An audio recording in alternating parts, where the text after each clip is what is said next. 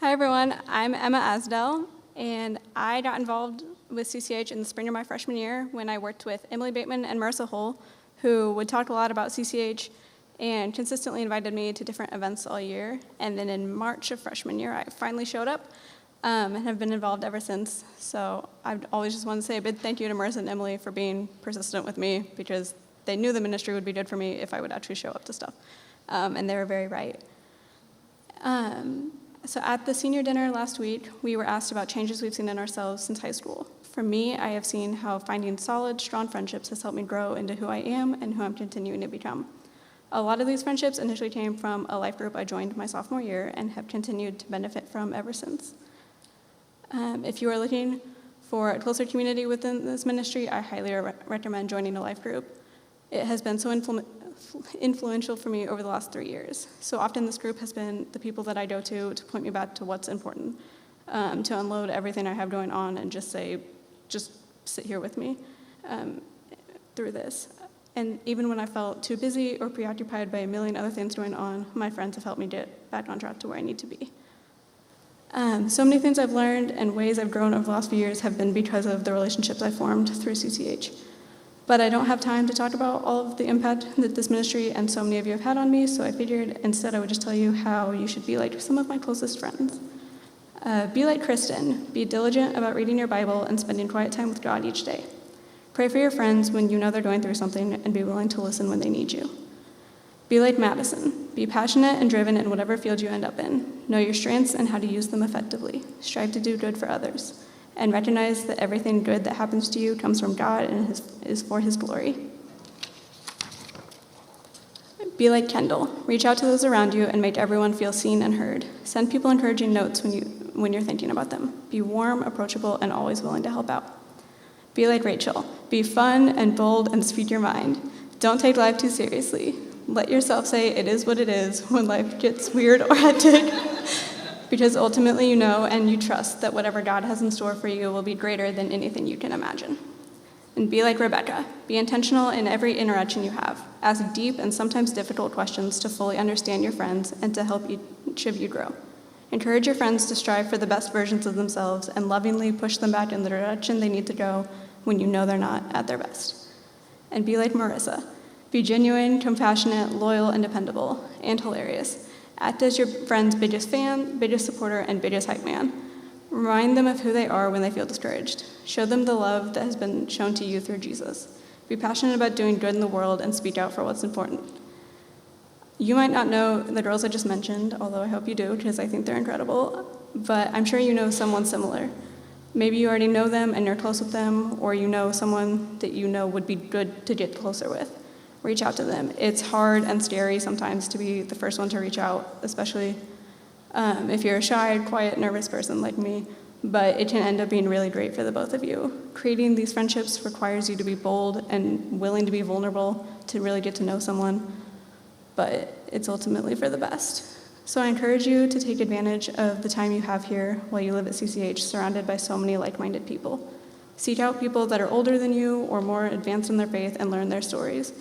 Go to the ministers with your questions and learn from them. And after you think about who has influenced you in your faith, ask yourself how you can do the same for others around you. I go bound to earn my Bachelor of Social Work degree, and I will be moving to Kansas City to work for the Salvation Army's Children's Shelter.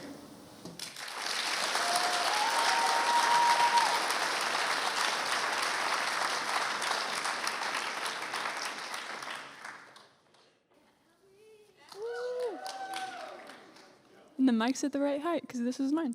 But anyway, okay, so going back. So when I was a senior in high school, deciding where to go to college, having a solid Christian community was one of my top priorities, especially since I didn't really grow up in a super active or tight-knit youth group. So when I heard about Mizzou CCH, I was really excited because it seemed like a youth group, but for college kids, and you all live together. And I still think that's a pretty accurate description of what CCH is, but after 4 years living here, I've come to know that there's a lot more to it than that. So I wanted to share about 4 of the most important moments during my time at CCH, what I learned from them, and then provide a related challenge to those of you who still have time left at this great ministry. So story number 1. During my first week of classes at Mizzou, I signed up to do widows ministry with Lydia. I fell in love with it, even after the first week, and I was amazed at how God allowed us to bring joy to the hearts of the women we served just by doing simple tasks, even like mopping the floor or sitting and talking to them. So looking back on my college years now, I realized that saying yes to widows ministry was one of the best things that I ever did in college.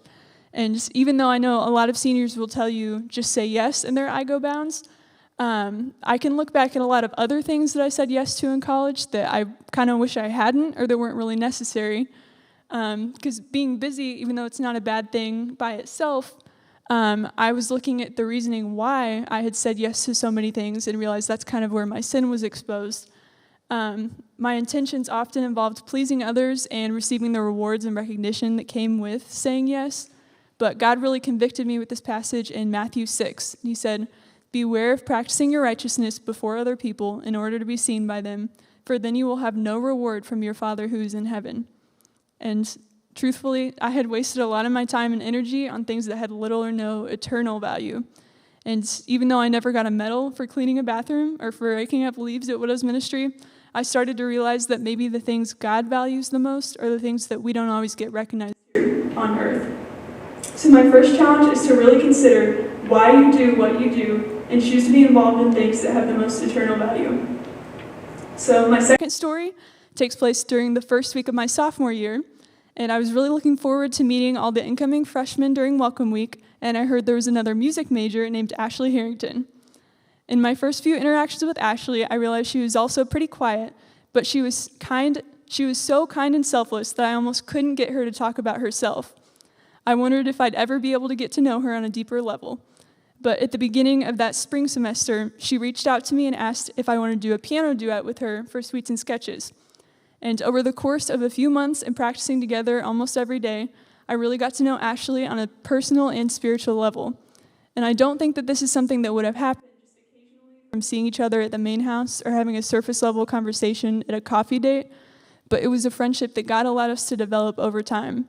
So becoming friends with Ashley taught me that sometimes the people who take the longest to get to know are the ones most worth knowing. So here's my second challenge. Be persistent, like some other people have said. Take the initiative to know the people involved with you at CCH. The outgoing ones, the quiet ones, the ones you have lots of things in common with, and the ones that are nothing like you. And remember that CCH is first and foremost one big community of believers, not just lots of individual friend groups. So my third story goes back to my freshman year again in my Bible study with Lydia, when she told us the story of how she met her husband, Alan. And she told us that God has a funny way of presenting us with a relationship when we're pursuing him wholeheartedly and accept the fact that his plan for our lives might involve being single. So when I thought about her advice more that semester, I found myself thinking that if I could somehow force myself to be okay with being single forever, then somehow I would just magically start dating someone. But that really wasn't what Lydia was saying at all. And God doesn't want us to seek out marriage or singleness, but first and foremost, he wants us to seek wholeness, and the only way that we can do this is through him.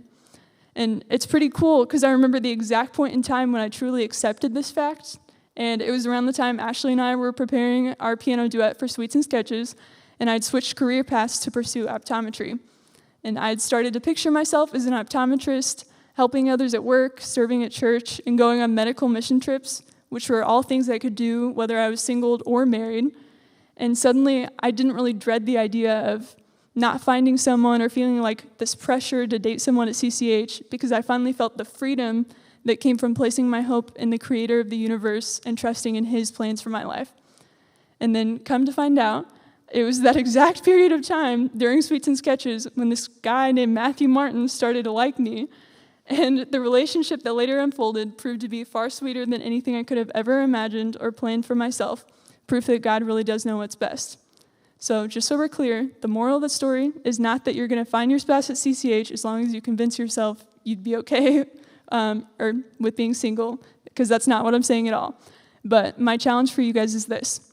Remember that it's Jesus' death on the cross that defines our worth and not a relationship, so we should strive to seek him first in all the days of our lives, wherever that may lead us. So for my last story, I wanted to talk about the day that Becky Doran invited me to get breakfast with her. While we were eating, she asked me if I'd ever thought, or what I thought about leading worship at the well someday, and I was pretty shocked. I didn't think I'd ever be confident enough to sing in front of that many people or outgoing enough to be in a leadership role like that. And at that point, I had a pretty bad tendency of placing my self-worth in all the wrong places, like what other people thought of me or in how I performed on a test or in a concert. But over the next few years, several wise believers poured into my life, and I learned that there's only one person whose opinion of you actually matters, and it's God's. He doesn't expect perfection, but he wants us to have faith in what only he can do through us, and he wants us to follow him. So when I look back at little freshman Abby, I kind of realized I was acting a lot like Moses when God asked him to lead the Israelites out of Egypt.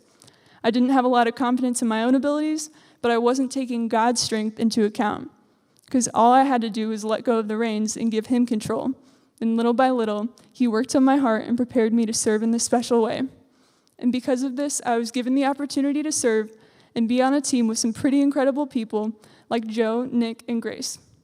So my last challenge for you is this: don't try to limit what God can do through you at college and at CCH.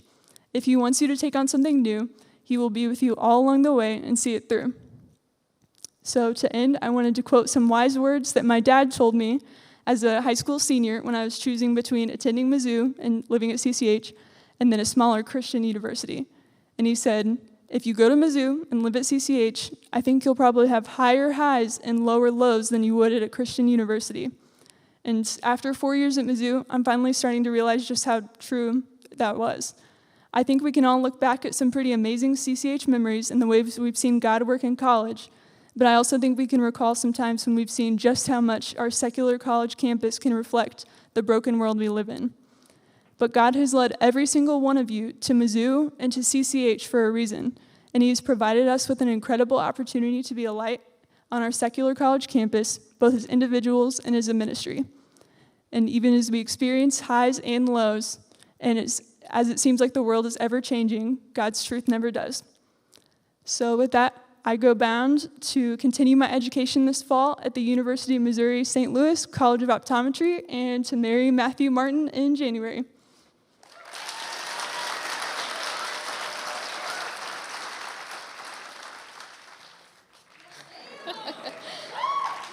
All right. Hi, for all of those who don't know me, I'm Samantha. I've lived at CCH for about 3 years. Probably never see me out on the floor just because I'm back in the tech booth running slides. I remember my freshman year watching I Go Bounds and thinking, 4 years seems so far away, I'm never going to be there, I'm never going to graduate, and now I'm here. And it seems like just yesterday my mom and my brother were dropping me off at the dorms my freshman year, and it's just even crazier to think that in a week I'll be walking across Mizzou's stage to receive my diploma. Growing up, going to church felt more of an obligation to please my parents rather than a desire to learn more about the Lord. And it wasn't until college that I really made my faith my own. Freshman year, I came to the realization of how broken my relationship with God was. The more I got to know Jesus, the more I struggled to be conformed to his image. As a matter of fact,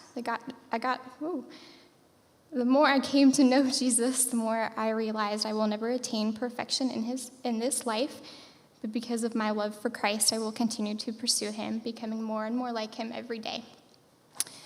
Just a few pieces of advice I want to share with you all. It's not just for you guys, but it's also for myself. Spend your time wisely. Don't make too strict a routine, but also don't be afraid of a little spontaneity. It's important to value your education, but don't overvalue it. Don't make your education the reason you live and breathe. Yes, get good grades, make memories, live wisely while you do. But life goes on after college, and it gets better for many reasons. And I've spent a lot of my college experience getting caught up in school and work, and because of that, I've missed a lot of events or life groups or ministries. Leave the past behind. Guys, I'm sorry, I'm so nervous. Leave the past behind. Don't let your past mistakes and failures define you. Allow newness to bring healing for the brokenness of the past. Carry accomplishments with you to allow encouragement and the affirmation you need. Remember that you will gain new achievements during this next season. Jeremiah 29:11 says, "For I know the plans I have for you, declares the Lord, plans to prosper you and to harm you, plans to give you, and to not harm you, plans to give you hope in a future. Don't be afraid to ask for help if you're struggling. Getting help is a sign of strength, not weakness. This past year, since even before COVID, I felt really distant from the Lord, and I thought that if I hid those feelings, they would eventually resolve itself. But God has shown me that He has put me in these situations so I can turn to Him. God knows what we can handle, and all we can do is just put our faith and trust in Him, because He knows what He's doing, and He wants us to rely on Him. God never promised that being a believer would be easy and a carefree life. In fact, Jesus promised that His people would experience trials in this world, but this is also the same Jesus that declared that God is greater than anything that the world throws at you.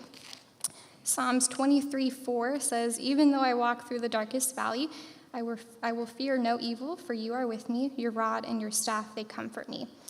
And it has taken a lot for me over this past year to learn how to trust in the Lord again, and it's something that I'm still continuing to work on today. So if this is you, if you're walking through a similar situation, I encourage you to have a conversation with somebody, whether that's a minister or a mentor or a friend. And I also want to encourage you to open yourself up to God, who sees your pain and wants to help you through it. A few of my favorite verses I want to share, Proverbs 3:5-6. "Trust in the Lord with all your heart and lean not on your own understanding. In all your ways submit to Him, and He will make your path straight." Philippians 4:5-7. Be anxious for nothing, but in everything by prayer and petition with thanksgiving. Present your requests to God, and the peace of God, which surpasses all understanding, will guard your hearts and your minds in Christ Jesus. So with that, I go bound to beginning a part-time job in X-ray at the University Hospital and continuing to pursue my education and with radiation therapy school in July.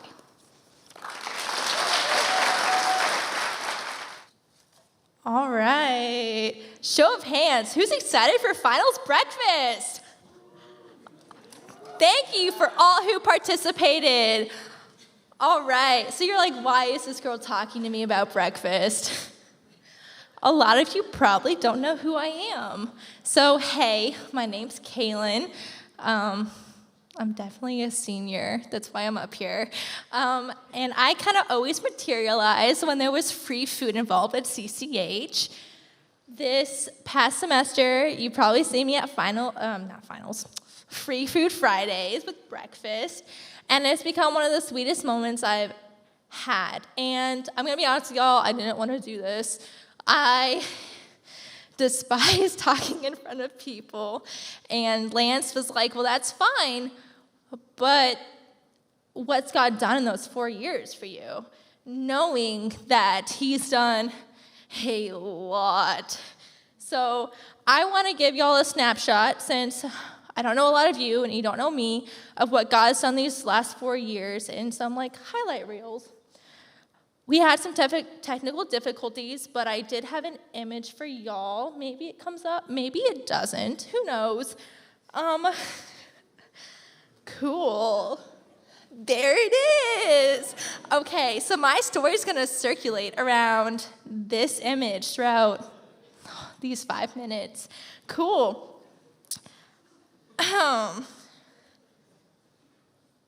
When I first came to college, I was not a part of any church. I was raised Catholic, but for my 4 years of high school, I had decided that I would abstain from identifying with that religion, and I was fine with that.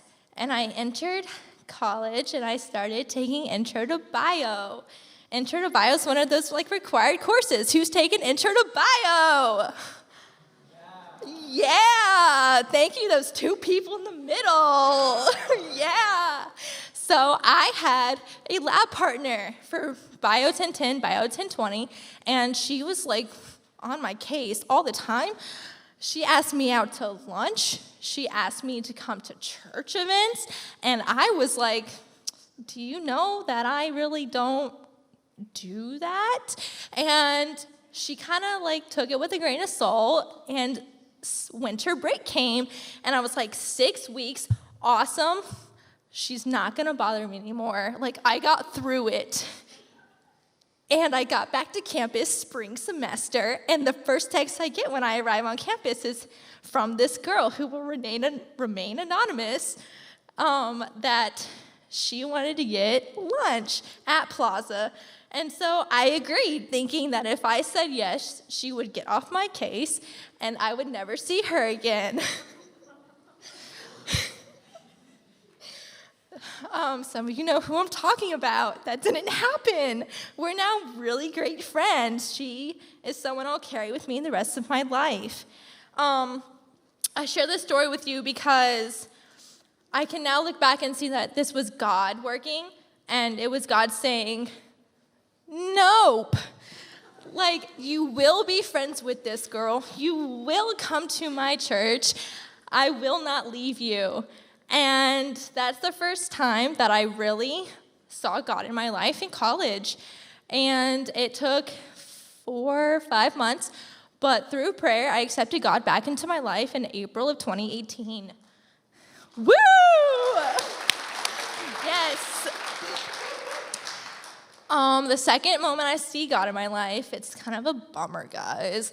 I entered a relationship, and having been a part of the church for 6 months, a year, I had kind of figured out that when you date in the church, you're dating maybe to marry. And that was that was a lot of expectation, but also I hadn't learned how to guard my heart. And so it definitely didn't work out, obviously. But I learned a lot through that, and looking back again, looking back, I see him saying no over and over in my life and in this relationship. That's not who you're meant to be with. That's not what you want for your life.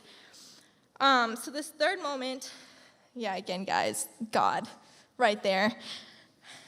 This is the main message of my life. So the third time, I was so tired of looking back and saying, wow, God's saying no a lot. So I decided to be pretty active and listen to when he is talking to me. And I was kind of considering adult baptism. I was raised Catholic, as I said earlier. And so I was baptized as an infant. So I got a lot of pushback when I asked questions about adult baptism. And so I held off for 3 years after entering back into the church on adult baptism. But in those 3 years, I was like, I got a lot of questions. I really want to do this.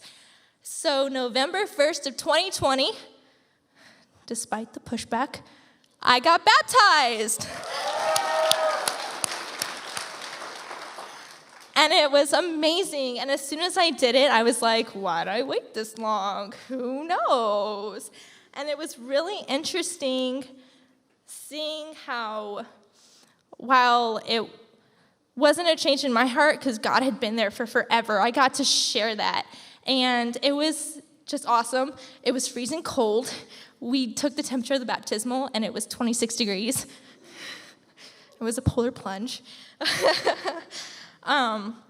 So yes, with this, I share these stories of God saying, no.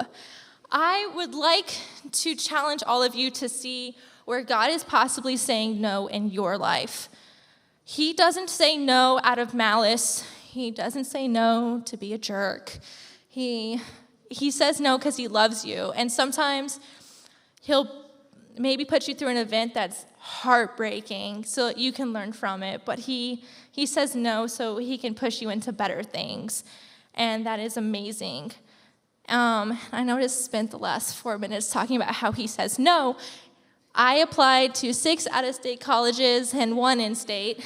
And I said, God, first place to get in, I'm going. Trying to be that active listener, you know. And I got into the University of Missouri. So I go bound to the University of Missouri to continue my education with getting a doctorate in occupational therapy. Go class of 2024.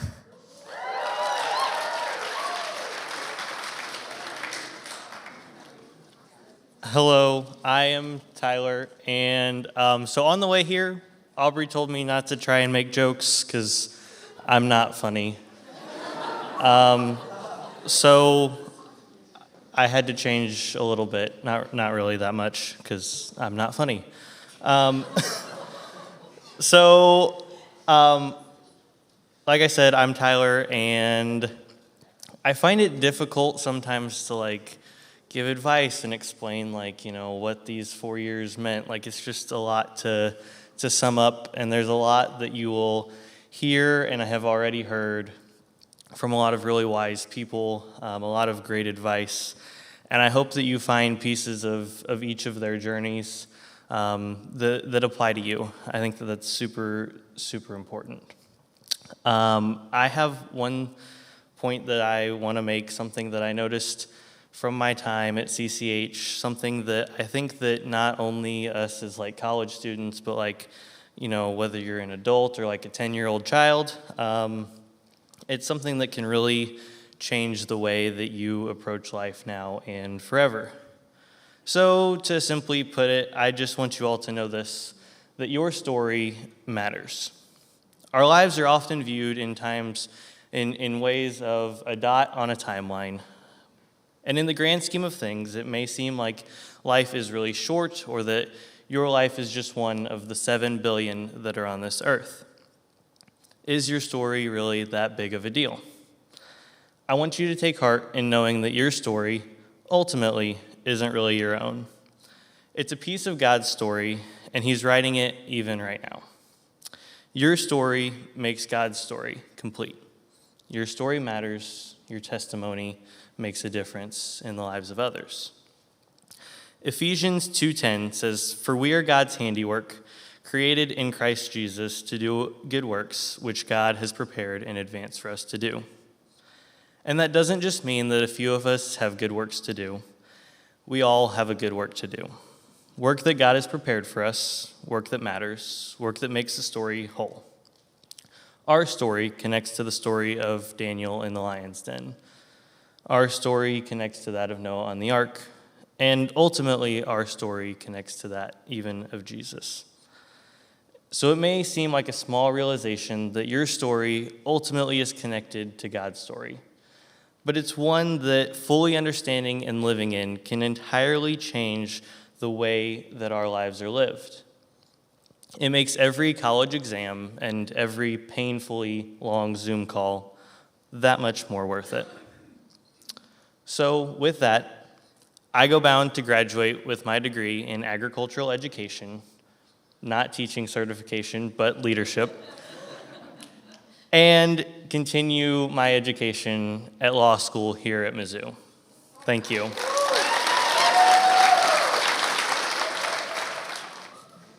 Woo!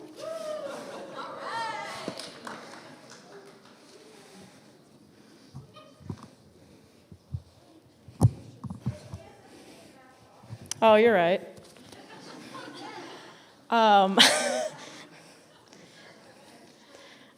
Sorry. Okay.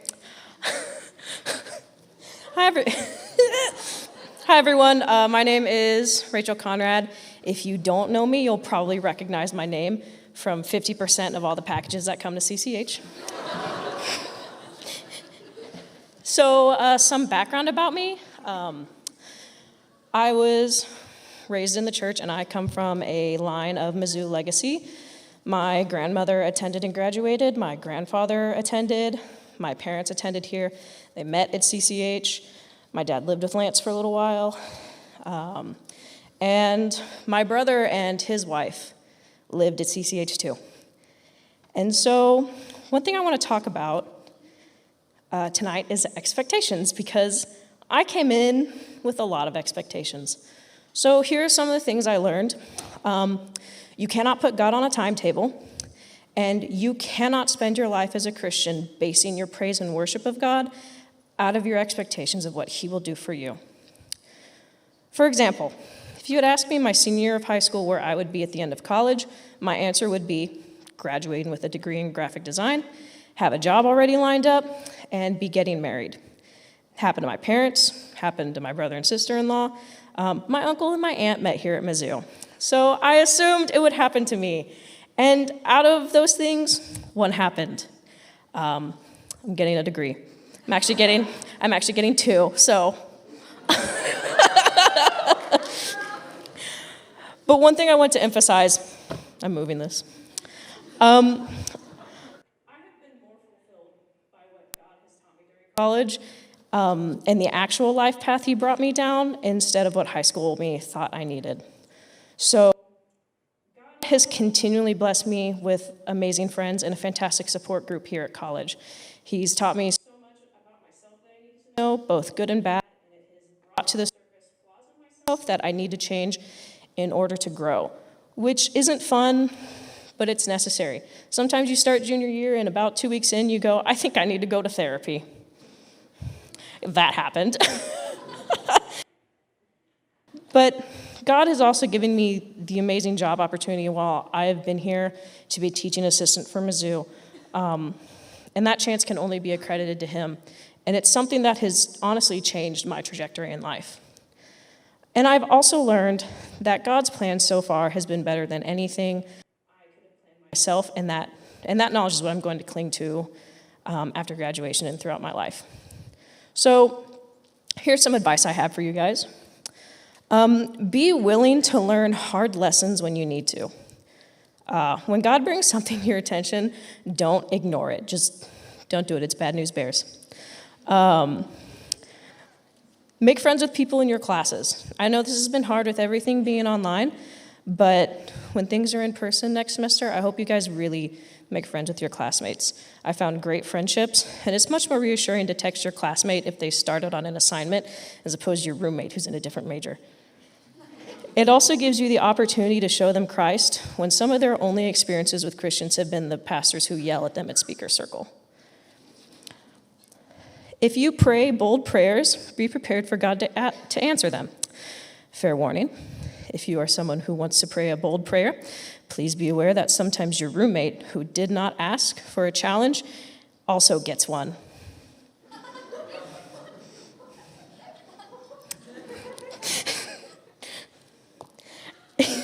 And I have a couple others. So Joshua 1:9 is a verse that has stuck with me. This is my command. Be strong and courageous. Do not be afraid or discouraged, for the Lord your God is with you wherever you go. And that's a command. That's not a recommendation, people. When I read that in my devotional, that kind of hit me a little harder, because it's not just be strong and courageous. No, do it. And one thing I also want to say, I know you guys as Christians have heard about, seasons. Waiting seasons are not wasted seasons. In a situation, if you're waiting on something, don't just wait for it. Be active and proactive in what you do for God during that time, because if you just wait around the whole time, what was the point? Proverbs 19:20 says, get all the advice and instruction you can so that you will be wise the rest of your life. And Proverbs 19:20 says, you can make many plans, but the Lord's purpose will prevail. Wish I'd read that my senior year. A few last piece of advice. A phrase that stuck out to me is, what I do ultimately isn't important, but it's what God does through me. And the last thing I want to leave you on, because this convicted me a lot, throughout your time in college, did you heal more than you hurt? So before I go, I'd like to thank my many roommates over the years, and especially, I'd like to thank my roommates over the years, and especially for Anna, who put up with me for 3.5 before she got tired and got married. I love you. Thank you, Abby, Erica, Suman, and especially Brianne. Thank you for being willing to live with a final semester senior who's been running on 2 brain cells since January. Thank you to all the girls in my house who also put up with me for 2 years. Well, 4 technically, but as your mom too. You all inspire me to be better each and every day, and I'm thankful for each and every one of you. And thank you for the shirt.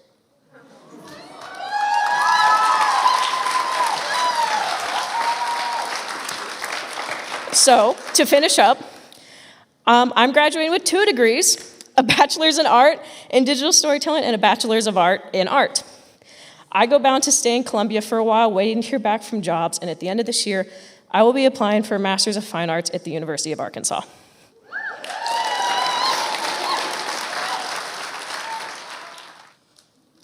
Hi guys, I'm Marisa. I don't actually go to Mizzou, I go to Central, but Lance asked me to give an IGO bound, and I tried to say no, but you can't say no to Lance. So, just fun fact for the future, if you ever transfer, you still have to give an IGO bound.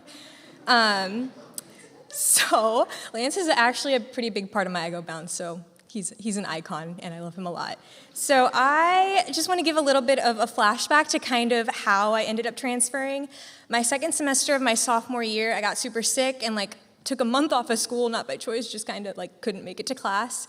And on top of that, I got my Sinclair School of Nursing rejection letter. So my nursing degree is a little bit fueled by spite, so we out here.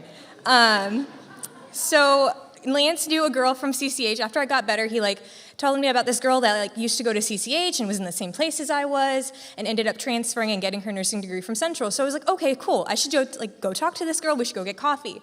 So we met up. She actually didn't go to CMU. She didn't transfer. She graduated from Mizzou and went back to get her nursing degree. But she was still a super dope person to talk to. So I got a lot of advice from that. But I ended up going to Central. I'm going to get my nursing degree this Friday. So that brings me to my first point. Don't let your angstiness get in the way of God's goodness. I didn't want to transfer. All of my friends were at Mizzou. I was just getting plugged into CCH and was actually going to move in for the first time my junior year, and that didn't happen. But I kind of went into Central and had this mindset that I'm here to get my degree, and then I'm going to leave. I'm here to secure the bag and go.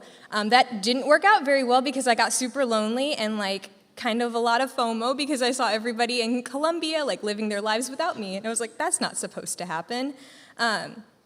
So I feel like God has given us emotions for a reason. You're allowed to be sad, you're allowed to be frustrated, you're allowed to be unhappy when things don't go your way, but it's super unhealthy to dwell in that place because not only does it hurt you, it kind of spreads to the people around you and nobody wants to hang out with you anymore, so don't do that. But you are also allowed to make plans and you're allowed to be unhappy when things don't go your way. I've just kind of learned I'm not a person to make plans just in general, so I kind of just ride the wave, and I learned that anything that God has in store for me, anything God has planned for me has been better than anything I can imagine. And not that that means I have no ambitions and just kind of bumming it out, but I've just kind of learned that God has equipped me with, I guess now, this nursing degree, and I'm just gonna kind of ride it and see where it takes me, and wherever he takes me, it's gonna be good. And then my second point is just because somebody carries a weight well doesn't mean that it's not heavy. This is a kind of go check on your friends kind of thing, but also to find your group of people that you can be vulnerable with, that you can share life with. I believe God gave us community for a reason, to walk through not only the hard times in life, but also the good times in life. Life is hard. We're in college. We're poor. We don't know where we're going in life. We don't know what our job's going to be. We're living in a panoramic. So give yourself some credit, you're doing great. But you can't pressure cook your emotions because that's unhealthy and then you explode. So don't do that. So all in all, just check up on your friends. And then despite the hardships, I'm quoting J. Cole in church, so I'm sorry. There's no such thing as a life that's better than yours. Enjoy your life. Life is hard, but it's all a part of a beautiful collage that makes you who you are. And I think that's beautiful. So with that, I go bound back to St. Louis, the greatest city on earth, and I will be working at BJC on the transplant floor. Thank you. Okay, let's do this. Some of you might know me, some of you might not. You've probably still heard me, though. I yell at Jason and Jack a lot. I talk pretty loud, and I talk a lot, but Nick said he'd take my internet away if I didn't make this fast, so I'm just kidding. He didn't say that. Something about me that you might know, you might not know, is I don't like Enneagrams. They bother me. And that might be controversial. It's just something that I realized in college around a time that I also decided I don't like being put into boxes. As someone graduating soon, that's one piece of advice I feel confident telling to just about anyone is to not let people put you into boxes. For almost 9 years, I've been running a lot, but recently I decided I wanted to start swimming. Tim's a great coach. I'm still pretty convinced the lifeguards are just there for me, though. Coming to college, I switched from the School of Engineering to the School of Health Professions, and then last semester I decided to get a minor in business at the last minute. My advisor was pretty mad about that. And, there's just interactions. Like, I met someone, and as soon as they learned I was a Christian, they asked if I thought I was better than them. That was a pretty interesting conversation to go from. It's an empowering feeling to have control over who you are and not allow people to put you into boxes. And my advice is to not let people put you into boxes when it comes to who you are as a person, as a student, or as a Christian. If there's something you want to try, don't let being new at it scare you away from it. If there's something else you want to study, it's never too late to start learning more than you know. And if there's someone who thinks Christians are judgmental, or if they don't think that Christians love everyone they come across, don't let that define how you act. Just show them that's a box you don't fit into. You can't always control what people think, but you can control what you do, and that has the ability to change a lot of things around you. College is a really important time to be confident in who you are and the decisions you've made. So that's kind of my 2 cents of advice for how things are something that might help in college, I guess. But with all that, I go bound to intern at University Hospital and hopefully find a career in healthcare administration. Good evening. If you're anything like myself, you're wondering, Kinley, why are you doing a video if you're sitting in the front row? That's kind of weird. Here's the thing, I'm not in the front row. I've already snuck out the back to use the restroom to avoid watching myself on screen. So now that we have that out of the way, let's proceed. Whenever I was thinking about what I wanted to say in my I Go Bound for the past few hours, years, I decided I wanted to talk about personal growth. How have I achieved personal growth? Well, I've gone through trials, tribulations, and embarrassing moments. Yes, I'll be telling my most embarrassing story at CCH. It was an average Wednesday night. Lance was speaking at the well, and he was speaking over imprints. Our imprints on the world, that is. Naturally, my eyes were wandering. I'm sorry, Lance, it just happens. And suddenly, my head whipped back around because Lance asked Matt, of all the people in the crowd, Matt, did you know that your lips have their own unique imprint? My stomach sank. Knowing Matt, I knew he would not let this opportunity pass him. However, to my surprise, he said, no, Lance, I didn't know that. Huge sigh of relief. Not too fast. Then, Lance proceeded to ask Matt, did you know that your tongue also has its own unique imprint? That's when everything started moving in slow motion, stomach sank again. When Matt answered, no, but I'm sure Kinley does. My head went in between my knees, face bright red, and the whole crowd roared in laughter. So why would I tell this story again? Why would I have people who've never heard it laugh at me, and people who have heard it also laugh at me? That's because I want to illustrate one important lesson. Don't take life too seriously. Now, I don't mean don't care about your life. I don't mean slack off. I mean give each other a break. Give yourself a break. That's one thing in high school and in college I haven't been very good at, and I'm learning to be better at, especially dating Matt, is just to let loose a little, have fun. God's people are made to be joyous and free of anxiety. So, yeah, with that, I go bound to the University of Missouri School of Medicine and to continue to date the pain in my side, the love of my life. Matthew, go. Thank you. Hello. Isn't there a saying like best for last or something like that? All right, just kidding. Some of you may not know me. My name is Matt. I've been living at CCH since freshman year. I was actually in the annex my freshman year. And it may be a good thing, those of you who don't know me, especially later on in this talk. So you may know me from rumors. Sometimes I'm known as, the guy good with moms. I'm known as the jokester around CCH, the biggest mooch at CCH, smartest guy at CCH, guy who procrastinates. I was actually finishing this back there, and my phone was dying, so that's why I left for a little bit. I like making jokes. I like making people smile because, sometimes you never know if somebody's having a bad day. A joke may really lift their spirits. And sometimes I can be serious, 5% of the time. And so I'll make you a deal. If you listen to my 5% of seriousness, I'll cut to the jokes. So, first, college is time to advance your education. We all know that. I'm going to medical school next year, so I've taken my education seriously. One thing I didn't realize soon enough, though, is we should also have a faith that's advanced in college. We're learning, all these advanced classes, biology, yada, yada, but our faith is, for some of us, it's to our parents' faith. Or for me, I went to a Christian high school, and my faith really, or at least my knowledge of the Bible, really didn't grow too much after high school. I kind of just cruised off that, and it's never too late to start learning deeper in your faith. We have our ministers here: David Sowers, Ben Wellsand, Chris Crow. What do they have in common? They're some of the greatest scholars at CCH, and so use their fund of knowledge. Use upperclassmen. So that's the first point. Second point is about managing your time. And so I heard this analogy, I'm not sure where, but it's the triangle of college life. You have your social life, your academics, and your sleep.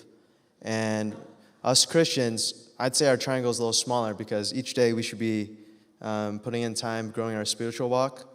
And so in our smaller triangle, it's all right to sacrifice some sleep, for example, to hang out with your friends, study for that test. But also, it's okay to sacrifice your grades sometimes. Not if you're going to medical school. Sorry, Luke Baxter, you're screwed. Are you going to remember studying really hard for that one test? Or you remember, going out to skate or, whatever everybody does? You'll remember the memories you made more than studying for that test. And so, the triangle, it'll change throughout college. And so finding that balance is something, you may never be able to do. It defies the law of physics, finding that perfect balance. But just doing your best to find that balance is what you should strive for. Lastly, it's important to be able to make a joke and take a joke. Like Kinley said, don't take life too seriously. And so during my freshman-sophomore year, Austin Evans and Brock Gibson, for their iGo bounds, did roasts. And so Joe and I thought it'd be a good idea to bring that back. Joe had a very serious iGo bound, didn't think it'd be fitting to add a roast. So me smiled whenever Joe brought up that idea. And so here's my version of a roast called a sheesh. That's right, feel free to join in. And yes, the beauty of roasts, some are, based on truth. You might get offended, and that's all right. But remember, some is based on truth. So starting with Lydia Broadus. I'm better than you at Catan. Sheesh. Morgan Gibson. People are starting to think Judah, Levi, and Benji are your kids. Sheesh. Addison Brown. I don't know what's worse. That you lived at home most of your time during college, or that you're moving home after college. Now I'm going to transition to the guys. Oh, wait, I forgot Nick Young.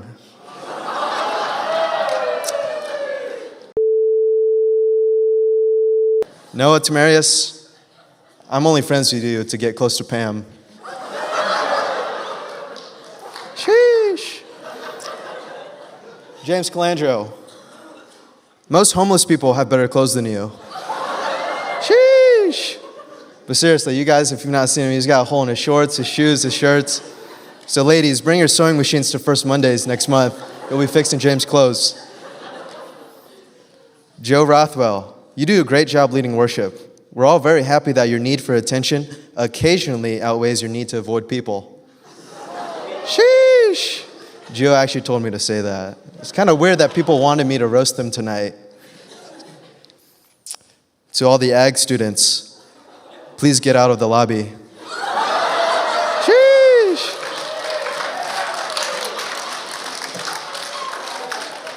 Alex Wiedemann. There are too many things to roast you about. I couldn't really pick one, so I'll just list a few. Your slow typing speed. You can't spell. You're short. Soulless ginger. The list goes on. Sheesh. Jack Pierce. People used to roast Kinley and I about having a confusing relationship. Does that ever happen to you? Sheesh! Chris Crow. I won't take credit for this one.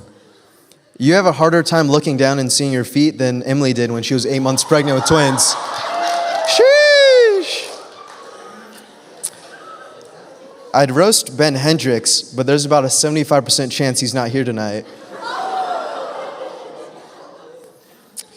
And Jason, you know you're graduating late because you spent a whole semester playing video games. Sheesh! And Ethan, I'd roast you, but I don't want to have to hear about it later. Sheesh! And Kinley.